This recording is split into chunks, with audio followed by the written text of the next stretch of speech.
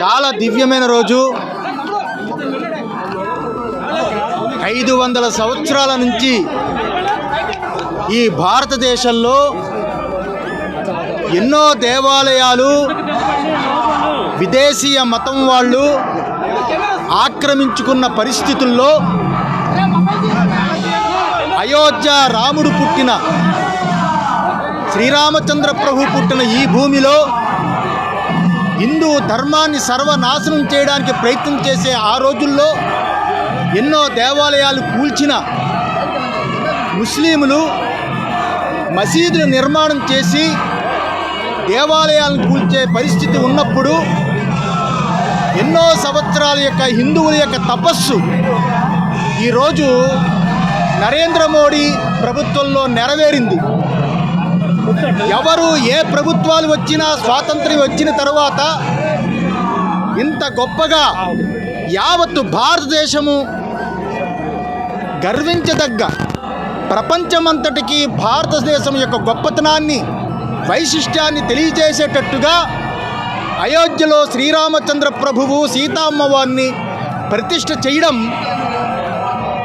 చాలా గొప్ప విషయం. Gautam neuro care brain stroke, migraine, fits, brain and spine surgeries కి బెస్ట్ న్యూరో సర్జన్. ఇది మన భారత భూమి. మన భారత భూమిలో పుట్టిన శ్రీరామచంద్రుడు అయోధ్యలో సరియూ నది ఒడ్డున కోట్లాది మంది భక్తులు ఎంతోమంది వీక్షిస్తూ ఉన్న సమయంలో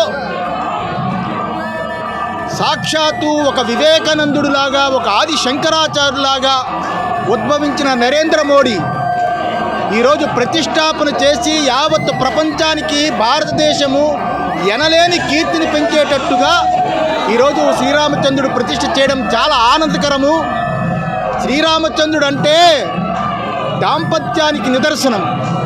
శ్రీరామచంద్రుడు అంటే ధర్మానికి నిదర్శనం. శ్రీరామచంద్రుడు అంటే కష్టాలు వచ్చినా నిలబడే శక్తిని కలిగించే ఒక స్వరూపము. సాక్షాత్తు పరమాత్మే శ్రీరామచంద్రుడిగా అవతరించి ఈ లోకంలో ఉన్న ప్రతి ఒక్కరికి ఆదర్శంగా జీవించే జీవన విధానము సాక్షాత్తు పరమాత్మే శ్రీమన్నారాయణుడే శ్రీరామచంద్రుడిగా మనకు చూపించాడు. అలాంటి శ్రీరామచంద్రుడు మళ్ళా వెలుగొందాడు. ఈ భారతదేశం ఇంకా గొప్ప స్థాయికి, ఇంకా గొప్ప విలువన్న గొప్ప స్థాయికి ఇంకా ఎదగాలని సాక్షాత్తు రామచంద్రుడిని ప్రార్థిస్తూ నరేంద్ర మోడీకి మరీ ఈ భారతదేశం ప్రజల చొప్పున కృతజ్ఞత చెబుతూ ఈ భారతదేశానికి శ్రీరామచంద్ర ప్రభు యొక్క ఔన్నత్యాన్ని చూపించినందుకు జీవితాంతము ఈ భారతదేశం నరేంద్ర మోడీకి రుణపడి ఉంటుందని మనస్ఫూర్తిగా ఆయన ఆశీర్వదిస్తూ భగవంతుని కోరుతూ ముగిస్తున్నాను.